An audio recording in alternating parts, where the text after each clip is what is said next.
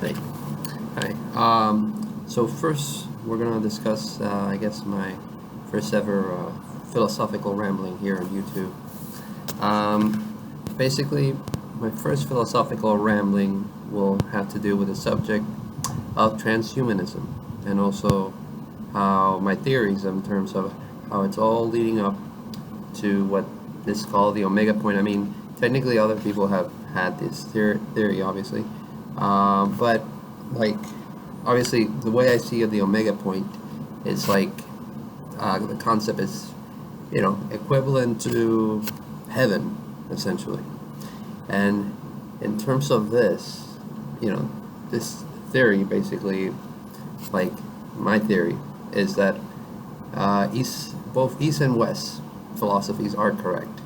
The Eastern religions, they talk about reincarnation, right? And the Western religions, Christianity and all that, they talk about heaven.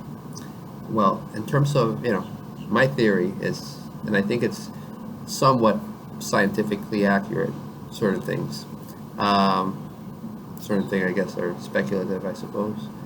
But anyway, the idea of reincarnation is the same. It's pretty essentially the same idea as the idea of the multiverse, which a lot of scientists are starting to think is a reality, right? Uh, and if you have a multiverse and infinite worlds, then eventually, I think the purpose and point of the universe is to create a universe, one of those universes that essentially are able to, you know, it would create like a heaven, a perfection. And the evolutionary process that we see in living things is very similar or reminiscent, like in terms of it's reminiscent of what we're seeing in the universe, or what a lot of scientists believe we will be proving soon enough in terms of the multiverse. So yeah, so technically the Eastern religions, Eastern philosophies, I think are correct, but you could argue also that the Christian religions, the Abrahamic religions, they're correct as well, because if perfection, it's the ultimate goal of the universe. So heaven is real. What I think though is that essentially, either human beings or another thing or another living thing in the universe will create that perfection, or will help create that perfection. It's not just going to happen by itself. I think that's the point of why living things exist in the universe. They are a tool, a mechanism through which the universe is perfected. And if you create a religion, a new religion, that basically like is based on something like that, instead of all the supernatural bullcrap that we see in pretty much any religion, but base a religion on that would motivate people and move them, in the right direction, and move them in terms of the right objective, because that's all that matters, really. Ultimately, what matters is, can we meet that objective of creating perfection in the universe? Can we meet that objective? All the other stuff, that religions focus on, who cares about that? What matters is the objective, the end goal. And I think if a new religion was created that was just based on a philosophy like that, then it would solve so many problems that currently exist, because, the Western religions, especially, Western religions currently, they're creating so much trouble in the world, with their supernatural stuff, and focusing on stuff that has nothing to do with progress. So I think if the human beings as a species are going to survive, they need to create a new religion. They need to eliminate all those, religions from the past that are not positive or that are not constructive, and create a new religion that is based on theory like what I've just described. And I say this because I obviously I think I want to see human beings progress, and I think having those religions that don't simplify things in terms of of the objective of progress, is hindering and causing problems for human beings. Just with all the wars that you see between Muslim religions, Christian religions. I could go on, but you see how much conflict it has caused, and at the end of the day, what scientific evidence is there to prove that either of these religions are true? There's essentially no scientific evidence for it.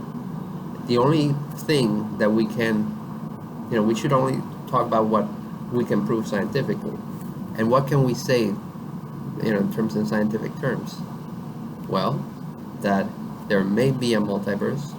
It would explain why, the universe exists, and because, a lot of scientists speak about, that if the universe was only slightly different, it would not have come to be, right? So a lot of people say, oh, well, that's God. That's proof that God, had a hand in the universe. Because if it was only slightly different, it wouldn't exist. But a better explanation for that is that evolutionary theory of universes. There are like multiple universes, just like there have been multiple chances of, in terms of living things like, apes and other animals that have gone extinct. If you think in those terms, then it's not that surprising that we had a universe that is so, geared towards life. And I'm sure there are other universes out there, if that theory is correct, right? I'm sure that there are other universes out there that allow for living things. I'm sure there are other universes that simply have different scientific laws and do not allow for other living things.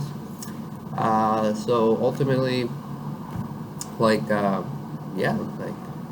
I think, essentially the multiverse theory is correct. It's a good theory to base a new religion on. It's a better, more believable theory than, that the theories that a religion espouses.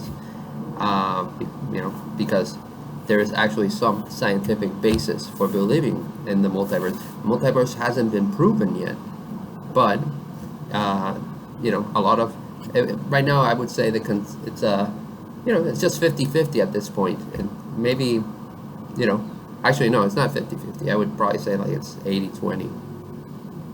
70-30, 80-20. Ultimately, we don't have there's no conclusive evidence yet of it, but scientists are working to find that evidence, and there's obviously debate in the scientific community, but it just seems so a more believable theory, obviously, that the universe was created through different processes of evolution, versus a God created the universe. Because as Carl Sagan spoke about, if that's your theory that God created the universe, then what created God? What created God? Then you have to create an explanation for how God was created. And it's just an infinite loop like that, where you can just say, oh, the universe always existed, or it sprang up, and before it sprang up there was no such thing as time, right? No such thing as time. So these concepts, we try to give it, some human sense, right? Put it in a human context, but before the universe was created, there was no time, right? There was no time. So the concept of infinity, I mean, obviously, it's hard to grasp such a concept, but that is what, that's the reality. That's what happened, or what seems to have happened. And yeah, like, that's in terms of what we have observed. If you take a scientific perspective on it, in terms of what we have observed, we haven't observed anything that suggests a deity, involved in natural phenomena. We have not seen that, and we haven't seen that because likely that deity does not exist, and it's just a natural world, a natural process. And I think human beings have to recognize that, identify that, and then understand and recognize that they are part of that process, and then they can move that process and perfect it and make it better, and eventually, create the concept of heaven in the universe. And ultimately, I think that's what's going to happen. Either human beings or another species, and we'll do it through technology. Anyway, that's what I wanted to say. Pretty much, I'm sure I'll talk about this topic and subject on other occasions, and there will, and other such topics like that as well. Anyway, signing off. See you later.